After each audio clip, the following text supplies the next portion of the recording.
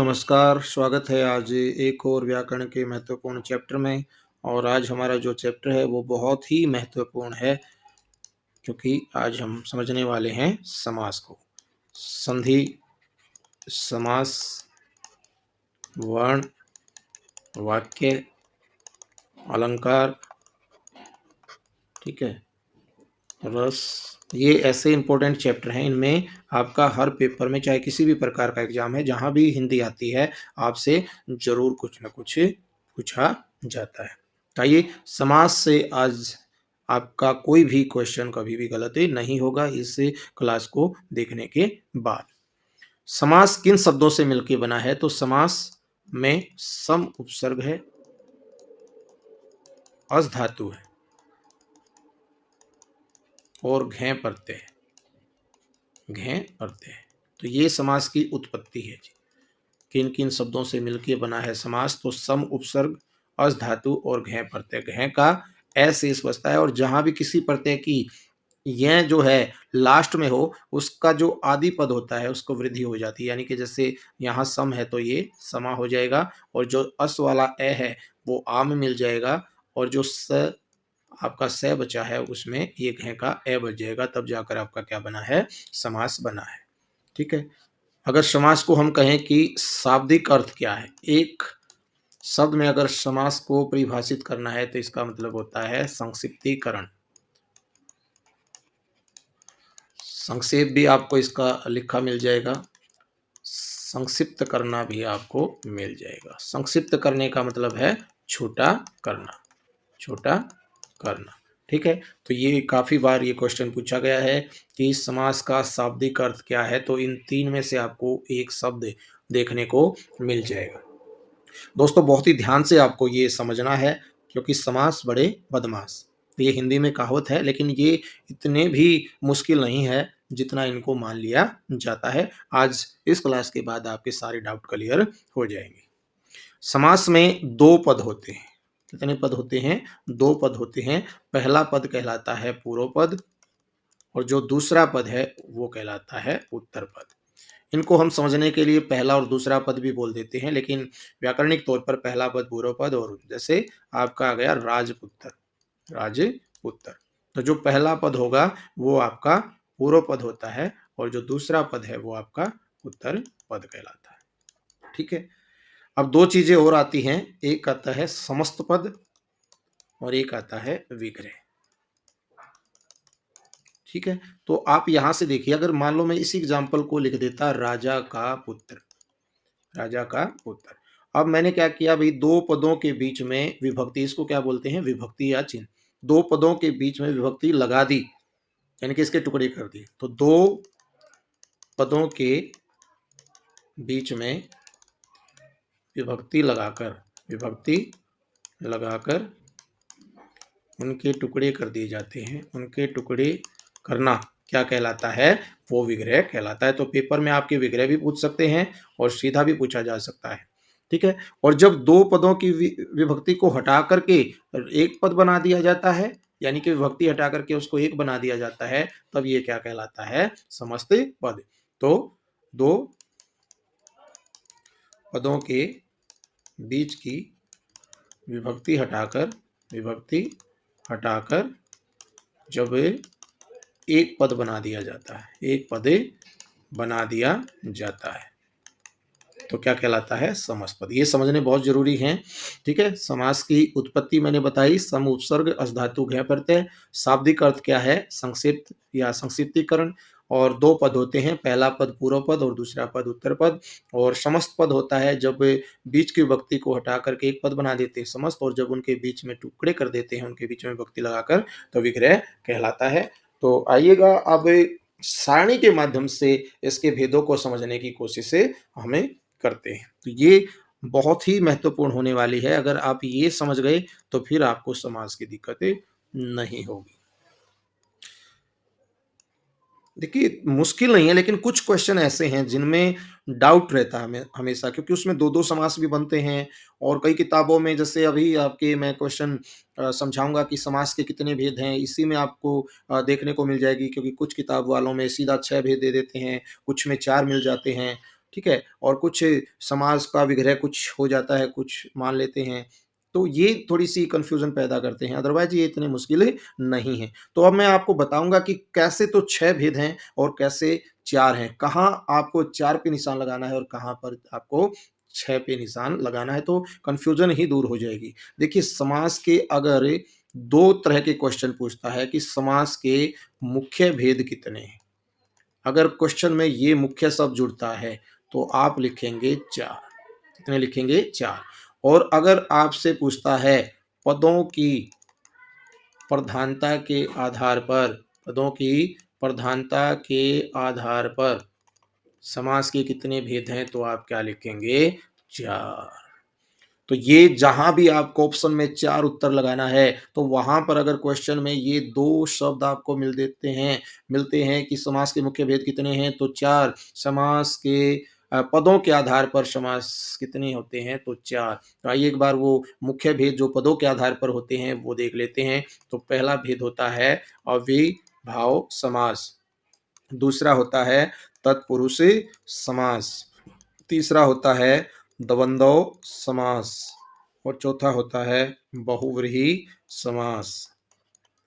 बहुव्रीहि समास। तो ये 4 समास के मुख्य भेद हैं और जहाँ आपको 6 भेद आएँगे, वहाँ तत्पुरुष के 2 उपभेद होते हैं।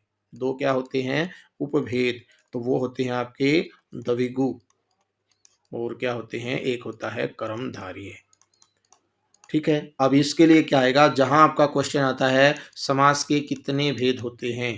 समास के कितने भेद होते हैं? तो आप कितने लिखेंगे? 6। लेकिन अगर फिर मैंने बताया कि अगर वहाँ पर ये मुख्य शब्द जोड़ देता है या पदों की प्रधानता के आधार पर समास के कितने भेद हैं, तो आप क्या लिखेंगे? 4 लिखेंगे। और वो 4 कौन से हैं जी? अव्ययीभाव समास, तत्पुरुष समास, द्वंद्व समास और बहुव्रीहि समास। इसके बाद इस तत्पुरुष समास के खुद 6 भेद होते हैं। अगर ये क्वेश्चन आ जाए तत्पुरुष समास किसे कहते हैं और तत्पुरुष समास के कितने भेद होते हैं, तो तत्पुरुष समास के 6 भेद होते हैं। कौन से? कर्म तत्पुरुष, करण तत्पुरुष, संप्रदान तत्पुरुष, अपादान तत्पुरुष, संबंध तत्पुरुष और अधिकरणे तत्पुरुष। ठीक है? तो ये तत्पुरुष के 6 भेद होते हैं। इसके अलावा तत्पुरुष के कुछ अन्य भेद भी होते हैं। तो ज़्यादातर तत्पुरुष ही रहता है समास में, अन्य भेद भी होते हैं। तो यहाँ पर एक होता है आपका प्रादि तत्पुरुष, जिसमें पर आदि उपसर्ग होते हैं। दूसरा होता है उपपद तत्पुरुष।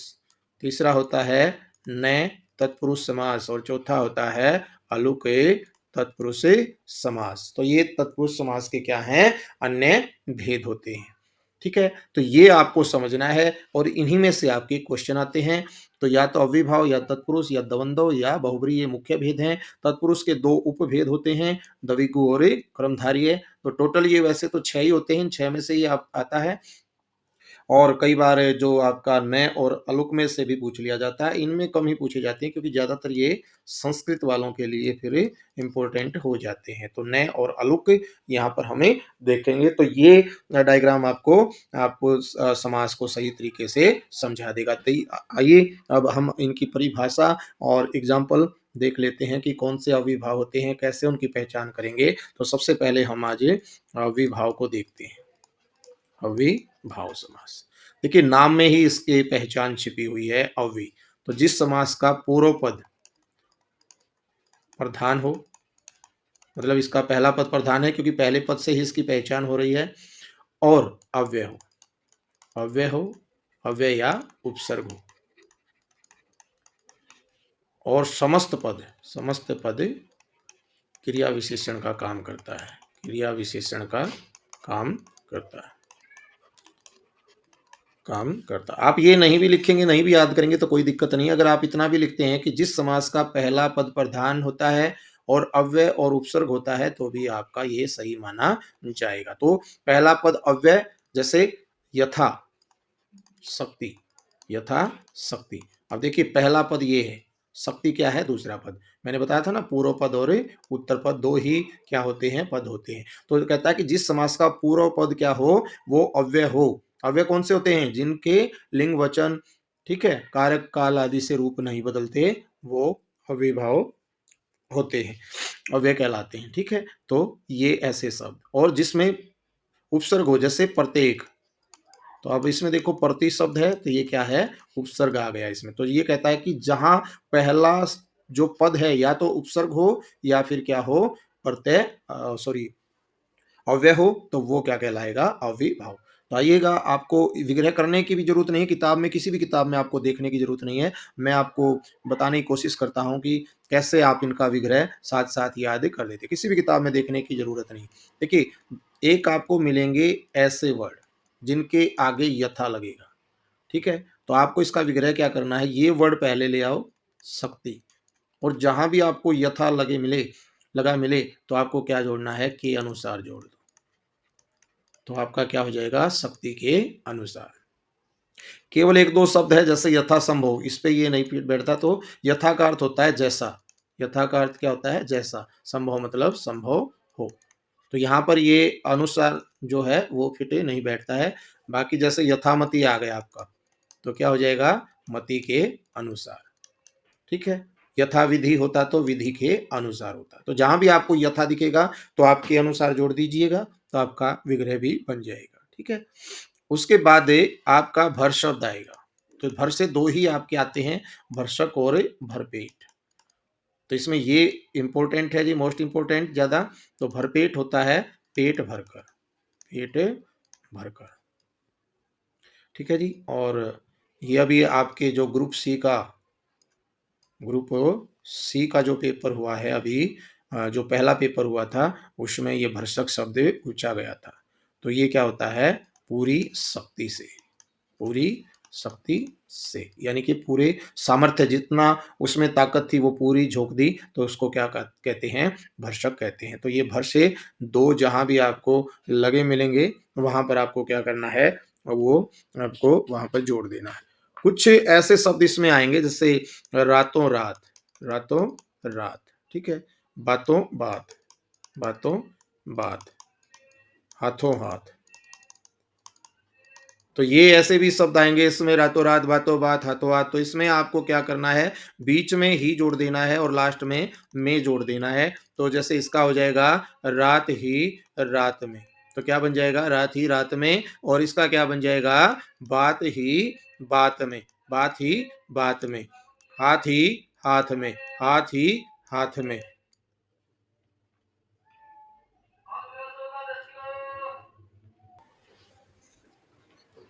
तो हाथों ही हाथ, तो आपका बन जाएगा हाथ ही हाथ में। तो आपका ये यहाँ पर आ जाएगा हाथ ही हाथ में। तो आपको ऐसे बनाने हैं ये, क्योंकि ये सारे क्या हैं? अव्यय होते हैं। बस अव्यय में इनसे ज्यादा प्रश्न नहीं आपसे पूछा जाएगा, या तो भर का पूछेगा या यथा से पूछेगा, ठीक है? ज्यादा ऐसे ही इनमें पूछने की कोशिश करता है, ठीक है? इसमें ज्यादा फिर आ जाएंगे आपके उपसर्ग आ जाएंगे, उपसर्ग से ज्यादा पूछता है। तो आइए उपसर्ग का भी देख लेते हैं। जहां भी आपको प्रति जुड़ा मिले, क्या जुड़ा मिले? प्रति, किसी भी शब्द से पहले प्रति उपसर्ग जुड़ा मिले, उसके नाम का आप हर शब्द जोड़ दें। क्या जोड़ दें? हर। और अगला वर्ड ऐसे। तो जैसे मान लो आ गया प्रतिक्षण, तो हर क्षण हो जाएगा। जैसे आ गया आपका प्रत्येक, तो क्या बना दोगे? हर एक। तो बहुत आसान है, प्रति के नाम का आप क्या जोड़ दो? हर जोड़ दो, या इसको जो ये वर्ड है ना, इसको डबल कर दो। पल पल, पल पल, क्षण क्षण, एक एक। ऐसे भी ये बनाए जा सकते हैं, लेकिन ज्यादातर इनमें हर शब्द का ही क्या किया जाता है? प्रयोग किया जाता है, ठीक है? जहां आपको बे जुड़ा मिले, बेनाम। तो बे उर्दू का उपसर्ग है, तो यहाँ बे का अर्थ होता है बिना। तो आप बिना जोड़ दें, बस बिना नाम के जोड़ना चाहें तो जोड़ सकते हैं, तो बिना नाम के, ठीक है? तो आपका ये बन जाएगा। जहां भी बेदर्द आ गया, जैसे बेदर्द, तो बिना दर्द के हो जाएगा।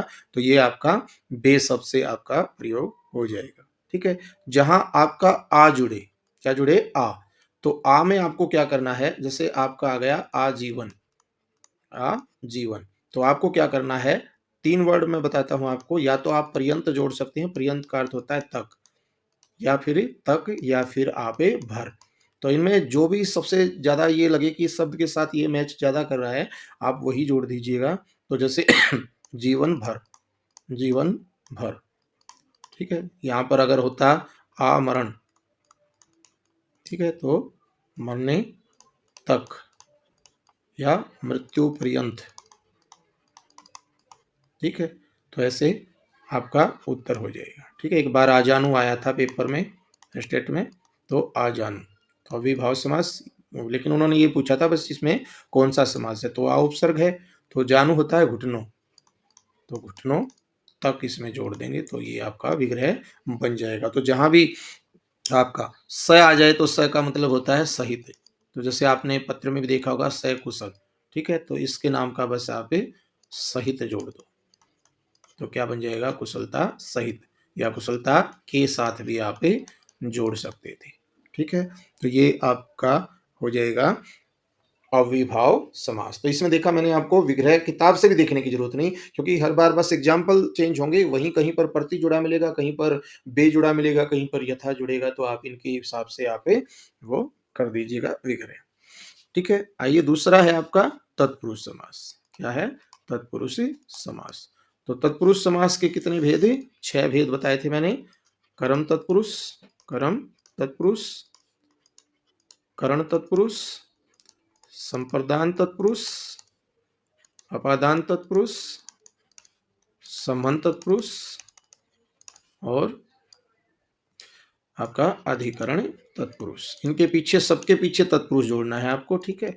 तो तत्पुरुष जोड़ेंगे तो ये किसके भेद बन जाएंगे? तत्पुरुष। परिभाषा क्या हो जाएगी? तत् का मतलब होता है बाद का, बाद का पुरुष प्रधान होता है, इसमें बाद का पुरुष। अब दो ही पद होते हैं, एक पहला पूर्व होता है और दूसरा उत्तर होता है। तो ये कहता है जिसमें बाद वाला जो पद है वो क्या हो? प्रधान हो। तो जिसमें उत्तर पद क्या हो? प्रधान हो। देखिए अविभाव में पहला पद प्रधान था और इसमें क्या है? उत्तर पद प्रधान होता है, ठीक है? अब कर्म आपने ये कारक पढ़े हैं, तो कर्म का क्या चिन्ह होता था? को। तो जब इसके टुकड़े करेंगे तो इसमें बीच में को आ जाएगा। इसमें क्या थे कारक चिन्ह में? से या के द्वारा। तो जब इसके टुकड़े करेंगे तो के द्वारा हो जाएगा, इसके टुकड़े करेंगे तो के लिए हो जाएगा, इसके टुकड़े करेंगे तो से हो जाएगा। ये अलग होने में, डरने में, ठीक है, ये मिलेगा। संबंध में क्या मिलेंगे आपको? का के की लग जाएगा, ठीक है? और अधिकरण में क्या लग जाएगा? में पर लग जाएगा, ठीक है? जब भी आप करेंगे, जैसे मान लो एग्जाम्पल आप देखिएगा, तो जैसे मान लो आ गया आपका यश प्राप्त, क्या आ गया? यश प्राप्त। तो बीच में यश को प्राप्त हो जाएगा, क्योंकि कर्म में को लगता है तो यश को प्राप्त हो जाएगा, ठीक है? तो आपको बीच में क्या जोड़ना है? को, ठीक है? जैसे आ गया जेब कतरा, क्या आ गया? जेब कतरा। तो क्या बन जाएगा? जेब को कतरने वाला, यानी कि काटने वाला, ठीक है जी? को आ गया यहाँ पर, तो आपको हो जाएगा जैसे ग्राम गत, ग्राम गत, तो गत मतलब गया हुआ, तो ग्राम को गत, ठीक है? तो इसमें आपको क्या करना है? बस को लगाना, इसमें से और के द्वारा लगाना है। जैसे हस्तलिखित आ गया आपका, तो हस्त से लिखित, ठीक है? हाथ के द्वारा लिखित भी आप बोल सकते हैं, से और के द्वारा दोनों ही लगा सकते हैं आप, के द्वारा ही, ठीक है? जैसे रेखांकित, तो रेखा से अंकित हो जाएगा आपका, क्या हो जाएगा? रेखा से अंकित। जैसे आ गया आपका तुलसीकृत, ठीक है? तो तुलसी से या तुलसी द्वारा कृत हो जाएगा। तो इसमें आपको क्या करना है? से और के द्वारा लगाना है, ठीक है? इसमें आपको क्या करना है? संप्रदान में के लिए लगाना है। इसमें कुछ बहुत इंपॉर्टेंट है, जैसे युद्ध क्षेत्र, तो यहाँ पर बहुत बच्चे क्या गड़बड़ करते हैं? युद्ध का क्षेत्र बना के आते हैं, लेकिन युद्ध का क्षेत्र नहीं होता जी। युद्ध के लिए जो क्षेत्र होता है उसके लिए संप्रदान कारक होता है। वही क्रीड़ा क्षेत्र हो जाता है तो क्रीड़ा के लिए क्षेत्र। इसमें सबसे इंपॉर्टेंट है हथकड़ी।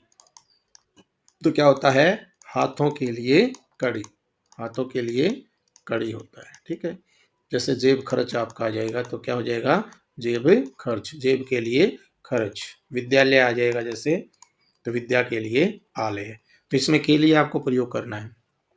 इसमें एक तो जहां भीत शब्द मिले आपको, जैसे भयभीत, ठीक है? तो भय से भय से भीत, भीत मतलब डरा हुआ, भय से डरा हुआ।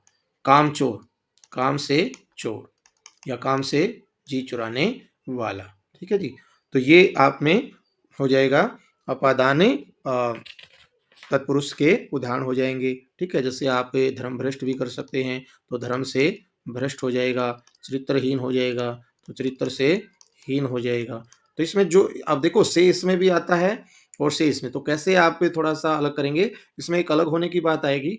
और मोस्टली जो काम हमें नहीं करने चाहिए वो नहीं होंगे। जैसे डरना नहीं चाहिए तो भयभीत हो जाएगा, चरित्र से हीन नहीं होना चाहिए, काम से जी नहीं चुराना चाहिए। तो लगभग जो अच्छे से काम नहीं है वो अपादान में होते हैं। और इसमें जहाँ से फिट होगा वहाँ के द्वारा भी लग सकता है, पर इसमें से आ गया तो के द्वारा इतना ज़्यादा फिट नहीं होगा। इस प्रकार आप ये दोनों में कर सकते हैं। जैसे अभी राष्ट्रपति आ गया आपका, तो राष्ट्र का पति हो जाएगा, ठीक है।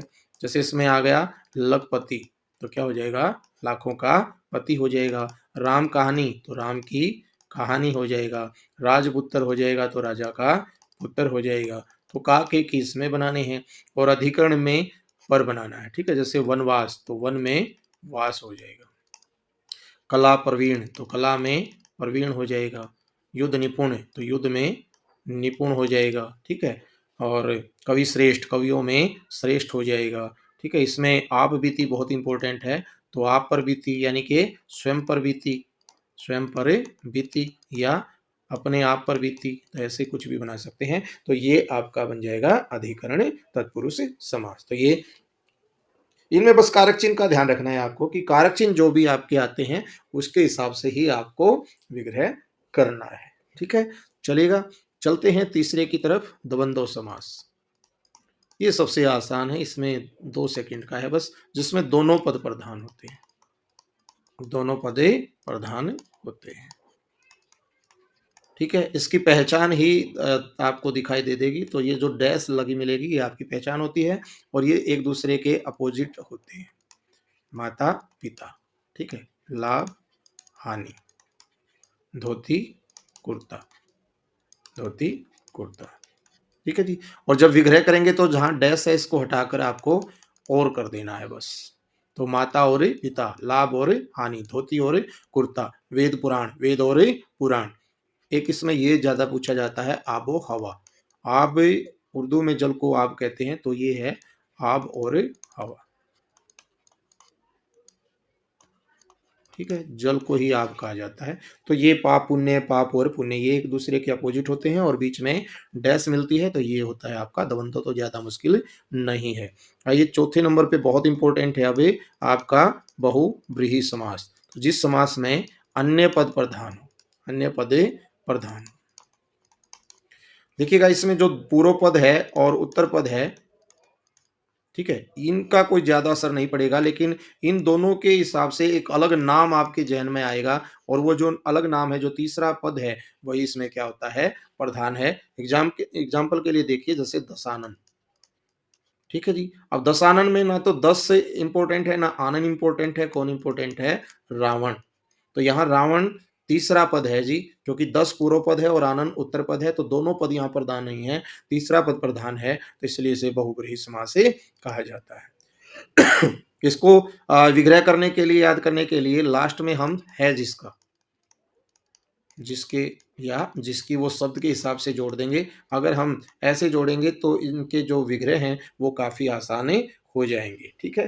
तो जैसे दशानन ही आ गया तो क्या विग्रह बन जाएगा, 10 हैं आनन जिसके, 10 हैं आनन जिसके। तो ये आपका विग्रह बन जाएगा। तो रावण की तरफ, हालांकि किसको कहा गया ये जरूरी नहीं है, लेकिन क्योंकि हमें पहचान करनी है, ठीक है। जैसे हम गणेश जी से ले लेते हैं, तो गणेश जी के आपको 1 2 3 देखने को मिल जाएंगे। जैसे एक तो एक दंत आपको मिल जाएगा देखने को, ठीक है। गजानन आपको मिल जाएगा देखने को, और लंबोदर भी आपको देखने को मिल जाएगा, ठीक है। तीनों ही इंपॉर्टेंट हैं जी। तो गणेश से रिलेटेड यही आपसे पूछे जाते हैं। तो एक है दांत जिसका, एक है दांत जिसका, तो गणेश जी हैं, ठीक है। गज के समान, गज के समान है आनन जिसका, ठीक है। लंबा है उदर, उदर अर्थात पेट को कहते हैं, लंबा है उदर जिसका, तो यहाँ पर ये तीनों ही गणेश से हैं, ठीक है। इसी प्रकार आप भगवान शिव के भी याद कर सकते हैं, तो उनसे क्या-क्या पूछे जा सकते हैं? भई एक तो पूछ सकता है उनसे चंद्रशेखर, ठीक है जी। चंद्रमा है शेखर पर जिसके, अर्थात भगवान शिव। चंद्रमौली, बहुत इंपॉर्टेंट हैं जी ये सारे। चंद्रमौली, चंद्रमा है, मौली मतलब मस्तक पर जिसके, चंद्रमा है मस्तक पर जिसके, ठीक है। एक इसका इंपॉर्टेंट है जी विषपाई, विष पाई, विष पी लिया है जिसने, विष पी लिया है जिसने। भगवान शंकर को आप सब जानते हैं, भाई विष को अपान किया था, इसलिए उनको क्या कहा जाता है? नीलकंठ भी कहा जाता है, ठीक है। तो क्या हो जाएगा? नीला है कंठ जिसका, नीला है कंठ जिसका। तो ये इस प्रकार भगवान शिव से रिलेटेड आपको पूछे जा सकते हैं। तो ऐसे भी याद कर सकते हैं, बहुत सारे एग्जाम्पल होते हैं।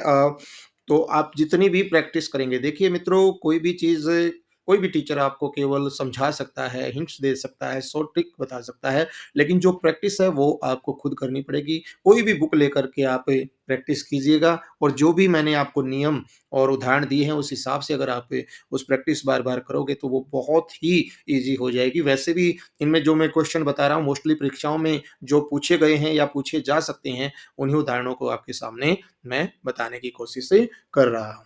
ठीक है? तो कुछ सरस्वती से भी रिलेटेड आ जाते हैं। सरस्वती जो हमारी विद्या की देवी है, तो उसमें क्या आता है? हंस वाहिनी। तो हंस है वाहन जिसका, ठीक है। हंस वादिनी भी बोलते हैं इसको, क्योंकि वीणा बजाती है जी। वादिनी का मतलब क्या होता है? वीणा होता है। तो हंस, हंस वादिनी, सॉरी वीणा वादिनी आएगा जी यहाँ पर। माफी चाहूंगा, वीणा वादिनी। वीणा है वाद जिसका, ठीक है, वीणा बजाती है जो, तो ये भी हो जाएगा। वीणा पाणी हो जाएगा जी, ये बहुत पूछा जाता है। वीणा पाणी, पाणी हाथ को बोलते हैं, ठीक है जी। वीणा है हाथ में जिसके, हाथ में जिसके। श्वेतांबर भी इसको बोला जाता है जी, क्योंकि श्वेत मतलब सफेद, श्वेत हैं अंबर जिसके, अंबर जिसके, ठीक है। तो आपने देखा कि इस प्रकार हंस वाहिनी, हंस वादिनी, वीणा पाणी, श्वेतांबर, ये इनके हो जाते हैं, ठीक है। विष्णु से भी कुछ, या विष्णु या श्री कृष्ण से भी आपको कुछ मिल जाएंगे ऐसे ही। तो एक तो क्या मिल जाएगा? चक्रधर आपको मिल जाएगा। तो चक्र को धारण करने वाला, धारण करने वाला आपको मिल जाएगा, ठीक है जी। और क्या मिल जाएगा आपको? पीतांबर, तो पीले हैं वस्त्र जिसके, पीले हैं वस्त्र जिसके, ठीक है। और जैसे आपको चतुर्भुज भी मिल जाएगा, ठीक है। चार हैं भुजाएं जिसकी, चार हैं भुजाएं जिसकी, तो ये क्या हो जाएगा आपका? श्री कृष्ण और विष्णु के लिए आ जाएगा आपका। तो ये आपके जो हैं विष्णु से रिलेटेड आपके मिल जाएंगे। और भी बहुत इंपॉर्टेंट हैं जी, इसमें काफी पूछे जाते हैं। जैसे आपका एक इंपॉर्टेंट है अजात शत्रु, अजात शत्रु। देखिए, ए नहीं जात पैदा हुआ है शत्रु जिसका, नहीं पैदा हुआ है शत्रु जिसका। और अब पिछले कुछ दिनों से बहुत ज्यादा पूछा जा रहा है अंशु माली, सूर्य को कहते हैं जी अंशु माली। अंशु ही हैं, यानी कि किरणें ही हैं, अंशु ही हैं मालाएं जिसकी। ये 10th +2 और बहुत सारे जो आपका एस्टेट होता है प्राइमरी लेवल पर, उसमें पूछा गया था अंशु माली। तो अंशु ही है मालाएं जिसकी, सूर्य भगवान को कहा जाता है अंशु माली। और रतन गर्भा, रतन गर्भा, रतन है गर्भ में जिसके, रतन है गर्भ में जिसके, ठीक है जी। तो ये पृथ्वी को कहा जाता है। बहुत सारे जो रत्न है वो पृथ्वी के घर में है। जितेंद्रिय बहुत इंपॉर्टेंट है जी, जितेंद्रिय, तो जीत ली हैं इंद्रियां जिसने, जीत ली हैं, सॉरी, इंद्रियां जिसने, ठीक है। 5 इंद्रियां होती है हमारी, तो जीत ली हैं इंद्रियां जिसने। इस प्रकार ये जैसे 12 सिंगा, तो 12 हैं सिंह जिसके। तो इस प्रकार से आपने देखा कि मोस्टली जिसमें तीसरा पद प्रधान होता है वही क्या कहलाता है? बहुब्रीहि समास। तो काफ़ी एग्ज़ाम्पल मैंने करने की कोशिश की है जो लगभग परीक्षा में आए हैं, बाकी और भी बहुत सारे बनते हैं, तो आप उनसे भी प्रैक्टिस अपने जितने भी अभ्यास करते रहेंगे, उनसे आपको आता रहेगा। ठीक है? और 5वें नंबर पे है हमारा द्विगु समास। द्विगु खुद ही अ, जिस समास का पहले इसकी परिभाषा बताते हैं, जिस समास का पहला पद यानी कि पूर्व पद संख्यावाची हो, संख्यावाची हो। देखिए इसमें पहले पद में इसका द्विगु खुद ही अपने नाम का उदाहरण है, यानी कि दवि प्लस में गु। तो दवि क्या है? 2 और गु का मतलब होता है गाय। तो 2 गायों का, और जब इसका विग्रह करेंगे तो सबके पीछे हम का समूह जोड़ देंगे। ठीक है? यानी कि इसका पहला जो पद होगा वो आपका गिनती यानी कि संख्या होगी, और उसका जब विग्रह करेंगे तो सबके पीछे क्या कर देंगे? जो इसके इम्पोर्टेंट है आइए देखते हैं। सबसे इम्पोर्टेंट मैं लिस्ट बना रहा हूँ, जितने भी इम्पोर्टेंट हैं इसके, वो देखिए सबसे ज़्यादा इम्पोर्टेंट है इसमें अष्टाध्यायी। अष्टाध्यायी, तो अष्ट यहाँ पर संख्या आ गई, तो 8 अध्यायों का समूह, 8 अध्यायों का समूह आपका हो गया इसमें। ठीक है? अष्टाध्यायी पाणिनि की रचना है, पुस्तक का नाम है, जिससे हमारी ये व्याकरण बनी है।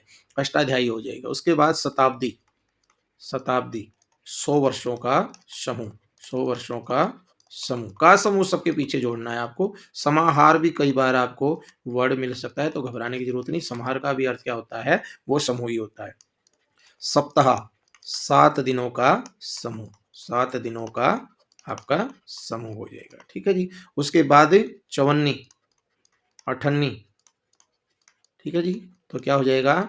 4 और 8 आनों का समूह, 8 आनों का समूह, जो पीछे काफ़ी बार पूछा जा चुका है। सतसई बहुत इंपॉर्टेंट है जी, इसको ध्यान देना है आपको। सतसई, ये बिहारी जो कवि हुए हैं उनकी रचना का नाम है, तो ये बनेगा 700 दोहों का समूह। सबसे ज़्यादा पूछा जाता है ये, बोर्ड की क्लास हो या किसी भी स्टेट में भी पूछा जा चुका है सतसई, तो 700 दोहों का समूह।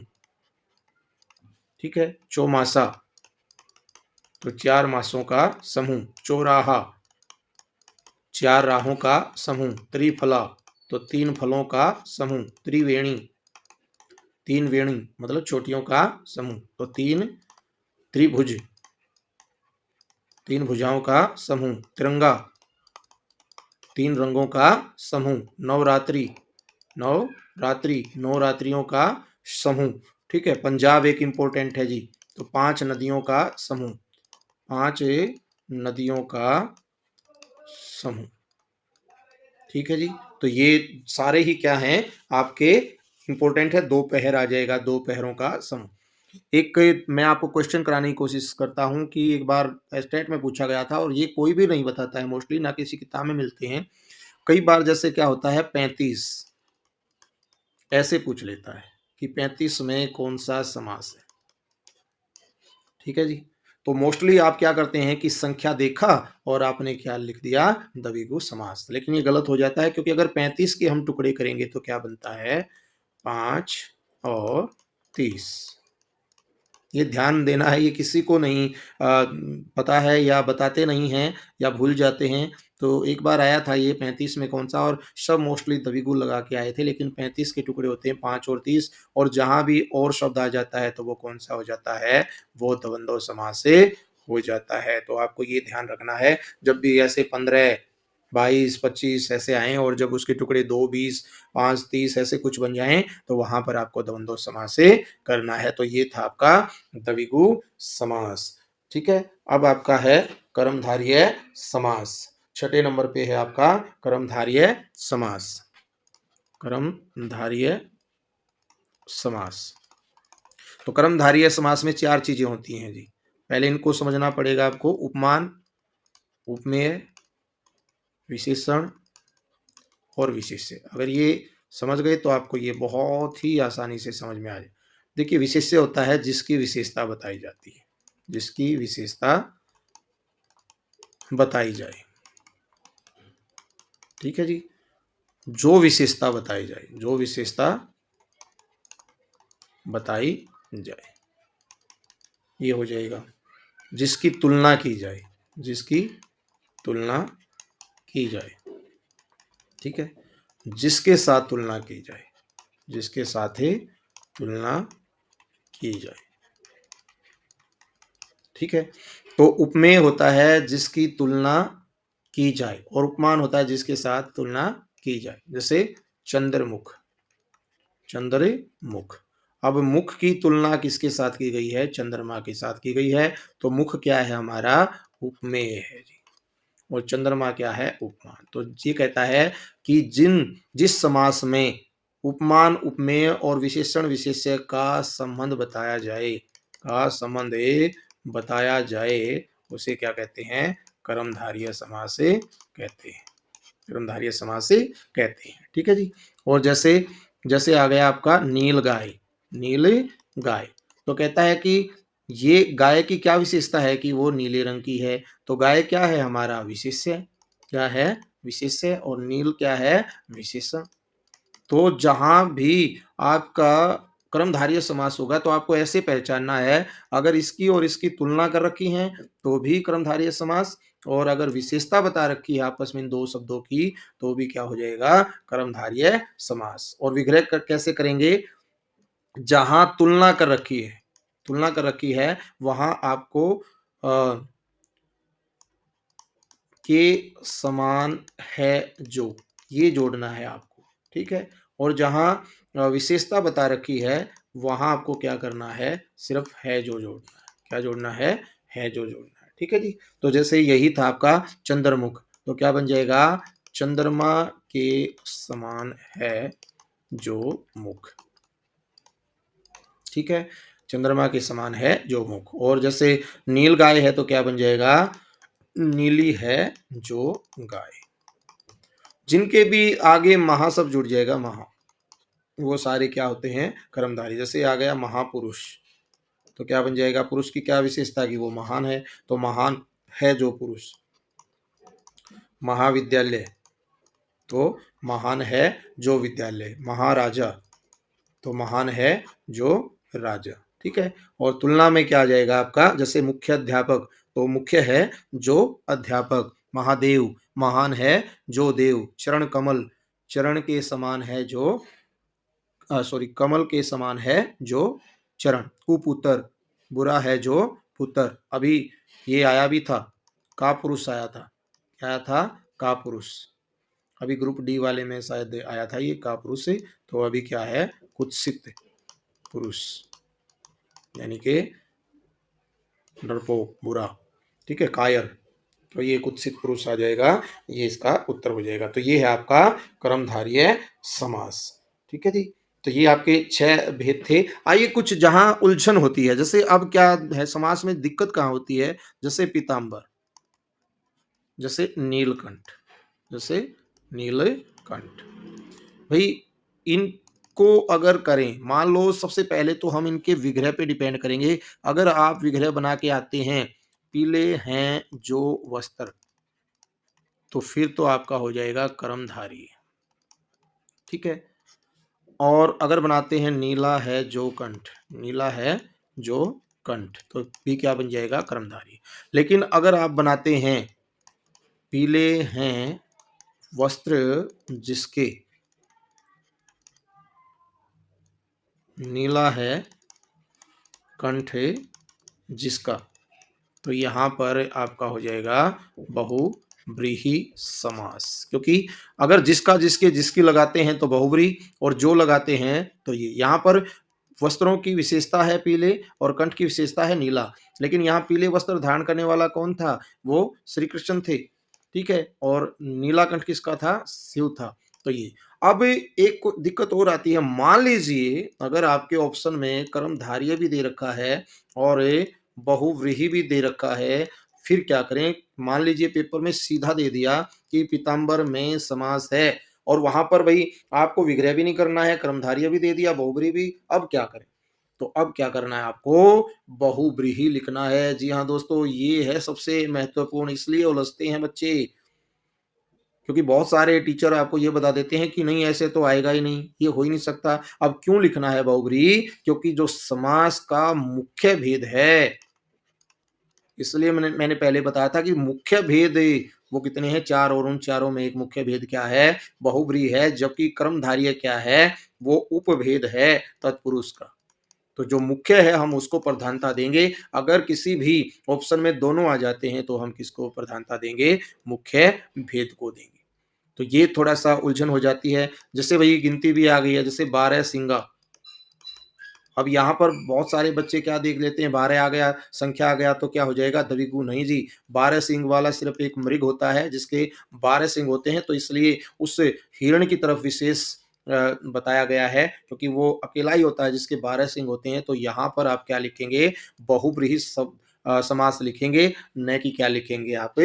वो द्विगु लिखेंगे। तो इन चीज़ों का आपको थोड़ा-सा ध्यान रखना है। तो जहाँ भी आपको 2 समास बनते हों, तो जो मुख्य भेद हैं उसकी तरफ आपको करना है, ठीक है? तो कुछ अन्य भेद भी मैंने बताए थे, उन अन्य भेद में उपपद वगैरह तो आपके नहीं आएँगे, प्रादि तत्पुरुष भी नहीं आएगा आपके, एक तो नए तत्पुरुष ज़्यादा आता है, नए, और एक आता है अलोप तत्पुरुष। तो नए होता है ए या अन लगाने से, अन लगाने से जो निषेध अर्थ में समास बनता है, वो क्या कहलाता है? नए तत्पुरुष समास बनता है। बहुत आसान है वैसे, इसमें आपको ए या अन लगा मिलेगा बस, ठीक है? जब विग्रह करेंगे तो जहाँ-जहाँ ए होगा और अन होगा उन उसके नाम का नए जोड़ देना है, और जो अगला वर्ड होगा वो उसके आगे आ जाएगा, जैसे अज्ञान, ठीक है? तो सबसे पहले क्या जुड़ा मिलेगा आपको? ए या अन, ठीक है? जैसे आपने अन उदार, तो ए और अन जहाँ भी हैं उनके नाम का आपको क्या जोड़ना है? नए जोड़ना है। तो जैसे नए ज्ञान, नए उदार, ठीक है? तो जैसे आ गया अनाश्रित, क्या आ गया आपका? अनाश्रित, ठीक है? तो अन आ गया, तो अन के नाम का क्या जोड़ देंगे विग्रह में? नए, और आगे आश्रित शब्द है तो आश्रित आगे कर देंगे, ठीक है? जैसे मान लो आ गया आपका अधर्म, तो ए की जगह क्या हो जाएगा? नए धर्म, ठीक है जी? तो ये, और अलुक होता है जिसमें पूर्व पद की विभक्ति का लोप नहीं होता, पूर्व पद की विभक्ति का लोप नहीं होता, ठीक है? इसमें एज इट इज रहती है। इसके 2-4 इंपॉर्टेंट हैं जी। एक तो इसका युधिष्ठिर इंपॉर्टेंट है, ज़्यादा पूछा जाने वाला यही है। तो युधिष्ठिर होता है युद्ध में स्थिर, लेकिन इनको क्यों प्रधानता नहीं मिली? क्योंकि देखिए जहाँ जैसे यहाँ मैं आ गया, और मैं किस में आता है? वो आपका अधिकरण तत्पुरुष समास में आता है, इसलिए सभी मोस्टली वहीं बना के आ जाते हैं इसको अधिकरण तत्पुरुष में। एक होता है वाचस्पति, अब वाच होता है वाणी, वाणी का पति। अब देखिए यहाँ भी काके की आ गया, और काके की किस में आता है? संबंध तत्पुरुष में आता है, तो कई बार इसको संबंध तत्पुरुष बना करके आ जाते हैं।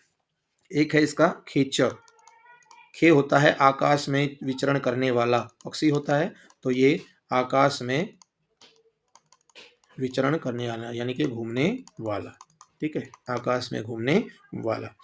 तो ज़्यादातर यही होते हैं, तो 3-4 ही इसके ये बनते हैं, और यही आपके हैं अलौकिक तत्पुरुष समास। तो ये था आपका समास का टॉपिक, ठीक है? आपको जितना ये मुश्किल लगता है, लेकिन एक बार गारंटी देता हूँ कि एक बार आपने इस वीडियो को ध्यान से देख लिया, उसके बाद समास जो ये कहते हैं काफ़ी डिफ़िकल्ट होते हैं, मुश्किल होते हैं, समझ से परे हैं। मैं ये कहता हूँ कि एक बार इस वीडियो को ध्यान से देखें, कभी भी आपका भविष्य में कोई भी समाज से रिलेटेड क्वेश्चन गलत नहीं होगा। चलिए, जय हिंद, मिलते हैं अगले एक नए टॉपिक के साथ। आराम से